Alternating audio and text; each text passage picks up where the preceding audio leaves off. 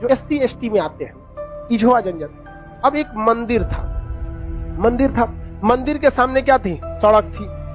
तो इझवा जनजाति के लोगों को यहाँ के लोग जो ऊंचे जात वाले थे वो कहते थे कि तुम इस सामने से नहीं जा सकते हो, यहां से तुम प्रवेश नहीं कर सकते। दूसरा रास्ता बहुत लंबा दूरी तय करके था, 5-6 किलोमीटर।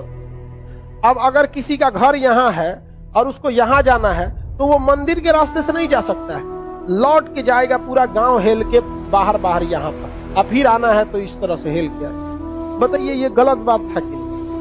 अरे यार वो छोटा जात बड़ा जात क्या होता है? छोटा जात वाला तो बड़ा जात वाले को छू लेता है तो कहते हैं अशुद्ध हो गया, ज्यादा वोल्टेज छोटके में है कि नहीं है?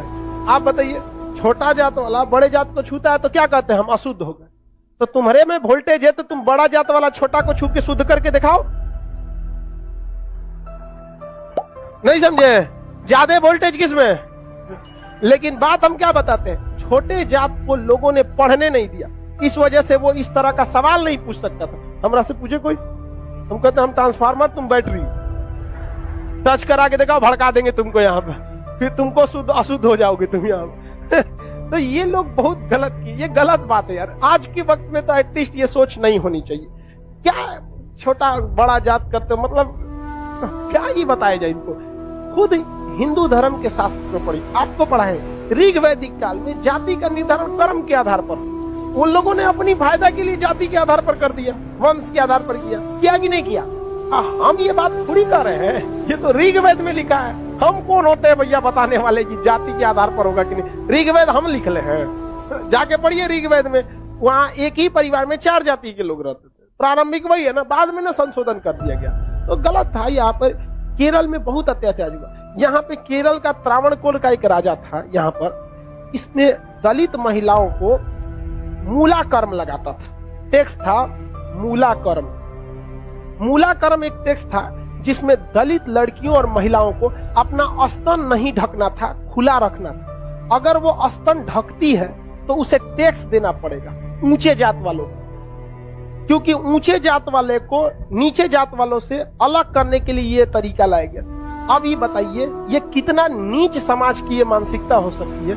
ये आप कह सकते हैं कि जिस भारत में नारियों की पूजा होती है, भारत में ये मूलाकर्म स्तन ढकने के लिए, और वो भी इस नाते कि तुम दलित हो, कितना गलत है। और इसको देखिए, इस पे कोई बहुत बड़ा बवाल आज तक हुआ है नहीं, लेकिन एक मूवी अगर आ जाएगी पद्मावती, या एक बाजीराव मस्तानी, एक कोई मूवी आ जाएगी, या कोई किसी कंपनी का प्रचार आ जाएगा। अभी एक किसी कंपनी का कोई प्रचार आया था दीपावली, उसके लिए बवाल हो गया। कभी इसके लिए बवाल हुआ है?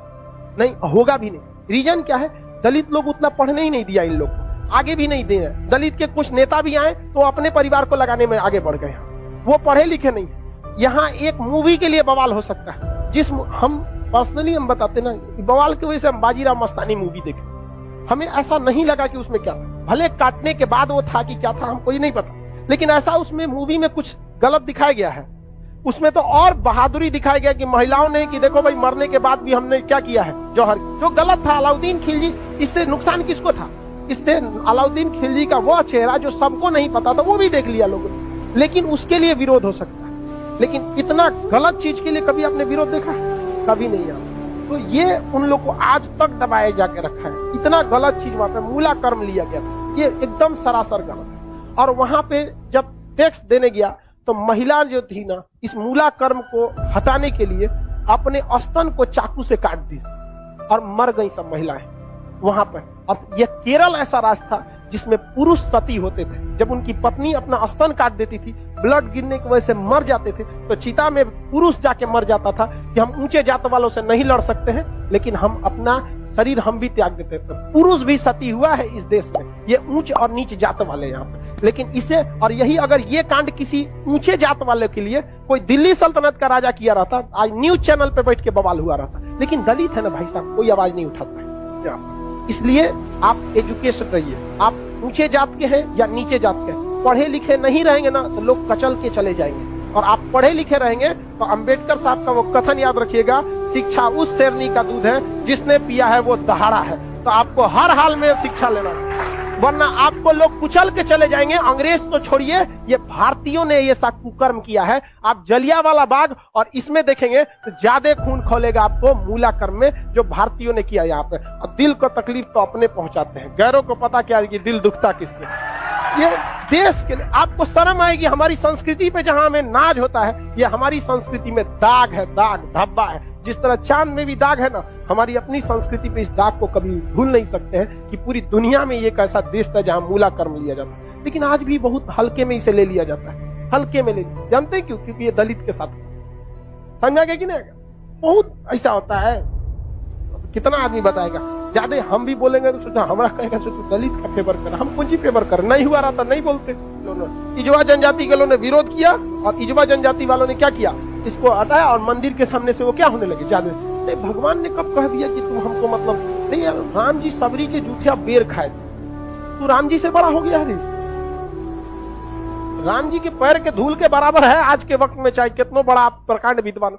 सबरी के जूठा बेर खाए थे कि नहीं, जूठा बेर यहाँ। और आज लोग कहते हैं कि छू देंगे तो अशुद्ध। अरे भगवान जूठा बेर खाए, देख ले भाई, अब इससे बड़ा साक्ष्य क्या चाहिए। लेकिन नहीं, हम श्रेष्ठ रहेंगे, दूसरे को दबा के रखें। ये सोच बहुत गलत है समाज में, और ये धीरे धीरे सही होगा। और इसको आप डायरेक्ट नहीं सही कर सकते। अभी समाज में ऐसे लोग हैं ना जिनके दिमाग में ये बैठा हुआ है उच्च जात, हम श्रेष्ठ हैं। ये नहीं, ये समाज के लोग धीरे धीरे डिकम्पोज हो जाएंगे, बूढ़ा होके। समाज नई जनरेशन आ रही है ना, ये जनरेशन सही है।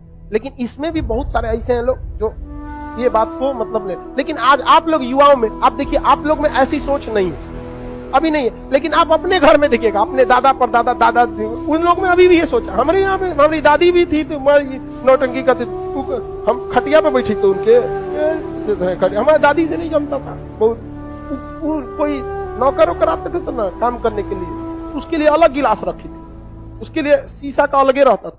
क्योंकि ये कौन सा तरीका आपका भाई, आप भी पीने के बाद धुल देंगे, वो भी धुला जाएगा, सब साफ हो जाएगा, इसमें कौन सा बात है। लेकिन ना, मर गई लो, खत्म कहानी। मेरी सच बता, हम तो सोचते हैं ना, कोई मरे तो हम उससे उठा के एक बार पूछे कि आपको ऊंचे जात वाले शमशान में फूके कि नीचे जात वाला, और जो आपको आग लगाएगा ना वो किस जाति का हो, हरिजन होगा। और जब तक वो मुखाग्नि ना देगा, आग ना देगा, आपका क्रियाकर्म ना होगा। ये बताइए पावरफुल कौन? समझा कि नहीं? छोड़ो इस सब बात को। लेकिन क्या कहिएगा, आप शिक्षित रहिए। आपसे आदमी उम्मीद रखता है कि आप समाज में ये भेदभाव को खत्म कीजिए, क्योंकि आप जिस जाति में पैदा हुए, जिस परिवार में पैदा हुए, इसमें आपका कोई योगदान नहीं। हो सकता है कि आप किसी दूसरे जाति में पैदा हो सकते, तो आपकी ये कोई योग्यता नहीं जिसे आपने अर्जित किया है। ये भाग भरोसे है कि आप ऊंचे जात में है तो कोई नीचे जात में।